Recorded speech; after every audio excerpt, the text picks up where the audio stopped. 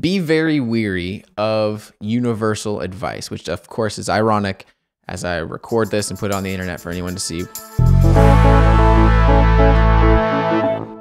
I hope whatever beverage you found to enjoy while you take in the epilogue was more exciting than my choice of room temperature water with no ice cubes, because that's too fancy. Normally I would, love a cup of black coffee or a nice crisp citrusy IPA or a bourbon mixed drink, but today it's just a cup of water because I'm that exciting. Welcome to the epilogue. If you're not already familiar, I'm going to zoom us out here on the camera because zoomed out just feels more casual. If you're not already familiar, this is the epilogue of episode 3 of Me and the Quest. The epilogue is the sort of casual conversation at the end of the main episode. And as casual as that opening was, and as the rest of the conversation will probably be, this is actually a fairly serious topic. I don't know if I want to frame it that way because it makes it sound like it's going to be like all somber. It's not, but this is a topic that I think a lot about, and that people, I've had plenty of conversations kind of on both ends about where people are, because apparently I'm an adult now, so I've been told people come to me for advice that are not as far along in life, or just at different stages. And I've definitely tried my best to seek out good advice as it relates to this topic. I want to talk about, does settling down, getting married, having kids, whatever that means, getting a long-term job, does that equal the death of other dreams, of pursuing X, Y, and Z?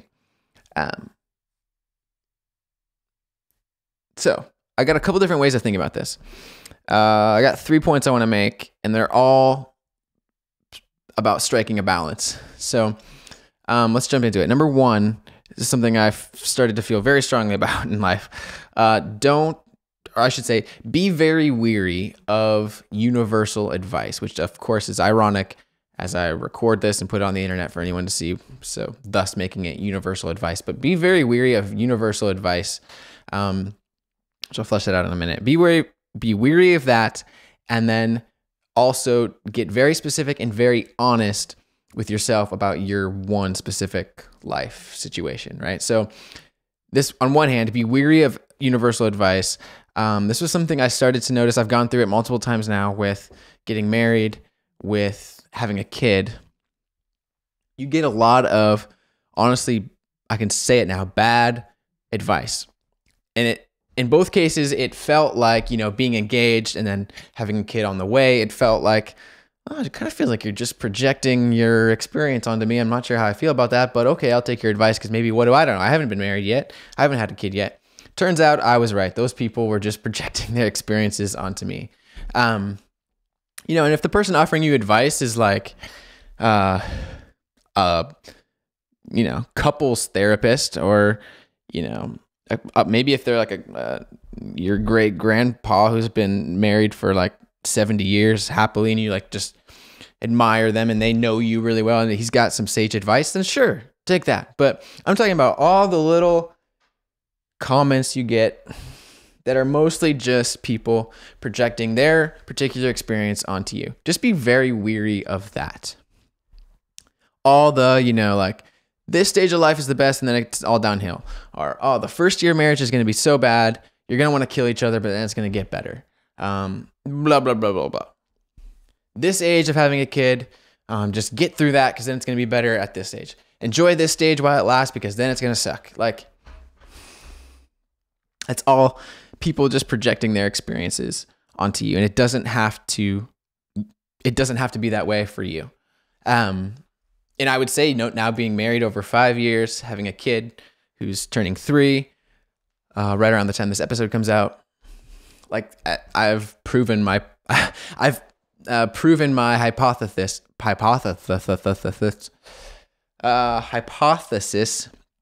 that I had back then, before I could kind of know firsthand. It felt like these people were just kind of pushing their experiences onto me, but I didn't know for sure. Maybe they were right, and I was the one that was kind of naive. I'd say for the most part, I was right, and that advice doesn't have to apply to you.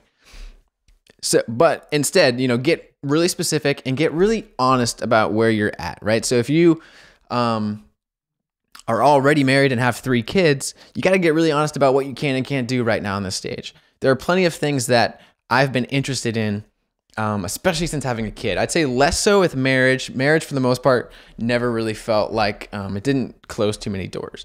But just having a toddler does change some things. It's a lot harder to hang out and like go grab a beer with a friend at bedtime, right? Because when I choose to do that, I am assuming that my wife, who worked a 10-hour day, now has to stay up late and wake up early tomorrow to put my kid down. It changes things. It does. I don't have as much free time. Something I used to be able to do more was whenever inspiration struck with music or some other project, it was a lot easier to just kind of drop everything that I might have been doing and go, record the melody I heard in my head or whatever it was. I can't do that now. I've got a kid. I have to go, or like maybe I'm really in the creative flow and then it's time to go pick him up from babysitting. Like that's just the stage of life, and that's okay. You got to get really honest about where you're at. And just be weary of all the universal blanket statements that people are going to make about your life. And most of the time it's just them applying their specific experiences onto you as if it's going to be the same. But you do have to be really honest with yourself and hopefully bring in some other people that can be honest with you as well.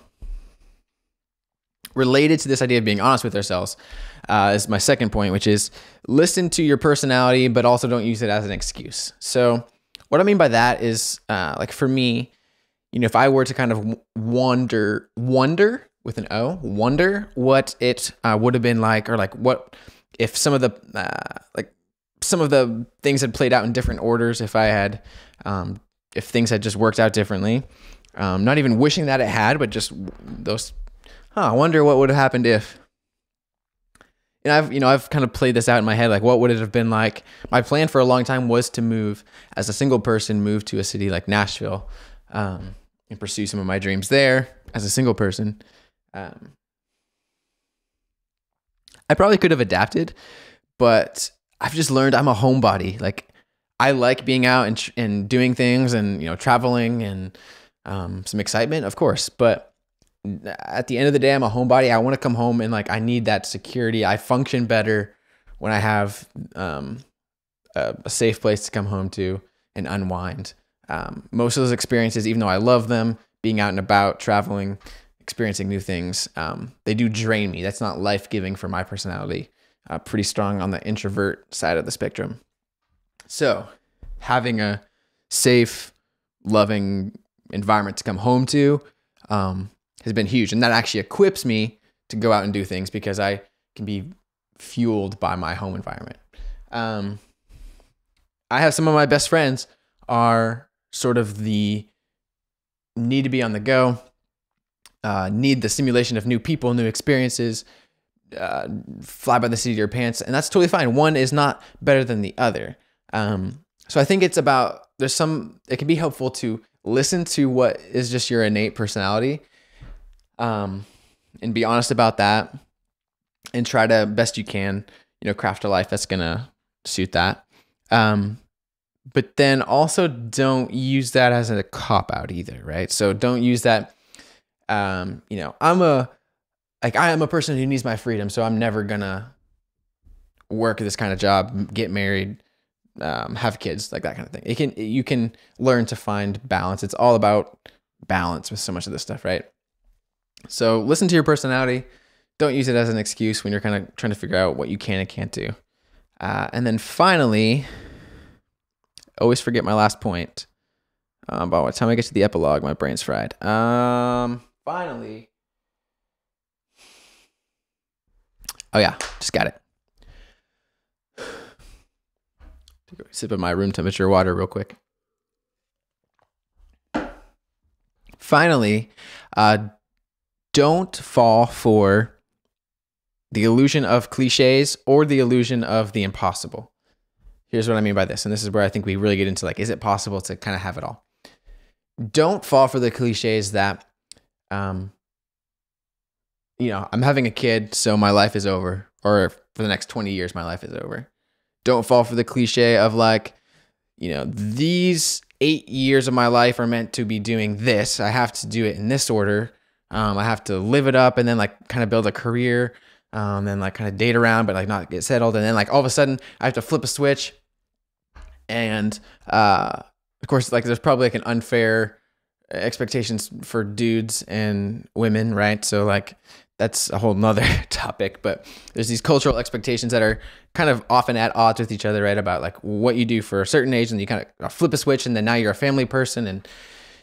And just be really careful. Like, don't fall for all those cliches about what what you should be doing at a certain age, at a certain stage of life.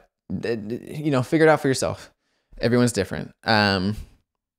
And don't fall for the illusion that you can just do it all sort of just by cramming it all in, right? That you can have 5 kids, a great relationship with your spouse, a great social life, 9 hours of sleep, and be building a multi-million-dollar company, right? Probably some of those things are going to suffer. You can't do all of it, at least not all at once, right? So don't fall for a cliche. Don't fall for the illusion that you can do it all, especially all at once. Yeah, and that's about it. I'm really big, to go back to that first point, really big on this idea that be really careful about universal advice. And so for example, like I got married young, by cultural standards at least. So like for most generations, I didn't get married young. I was older than my parents when they got married, older than a lot of people like my parents' age, and especially my grandparents' age, that have had decades long good marriages. But by like current cultural standards, I was 22 and a half. My wife is 24. So as an example, I don't universally recommend getting married young at all.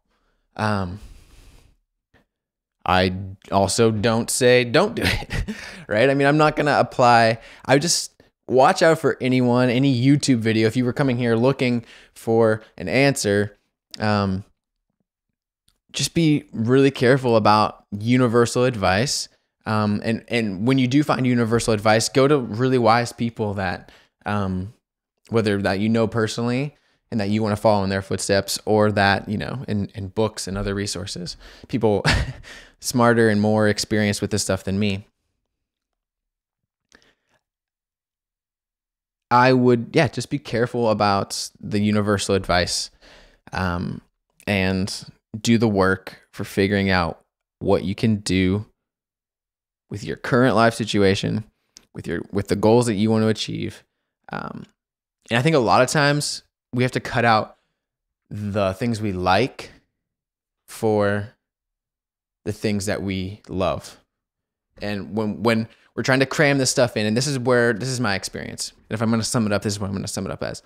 From my experience, can you have it all, in a sense? Can you have a family and pursue things that are meaningful to you? Absolutely. For me, again, I'm trying not to universalize this, but for what I've done is I've cut out a ton of things that I like to make room for these couple things that mean the most to me. I'm way behind on TV. I used to watch a lot of sports and play sports. Don't do that hardly at all. I don't spend as much time with friends as I would like. And I think there's actually a balance there. I need to spend more time with people, but I've cut out a lot of things that I like for the few things that are most important to me. And for the things that I just have to do, because there's also, just as an adult, there's things that I don't love and I don't even like, but I have to do. Bills got to get paid, right? So yeah, hopefully there's something there that's helpful. That's my thoughts on that. It's a big topic. I'm not an expert, but hopefully something there helped you. If you're watching on YouTube, you want to check out the main episode. Links will be somewhere on the screen or in the description. Otherwise, we'll be back every Wednesday on YouTube and in the podcast app. Can't wait to see you next week. Take care. Bye.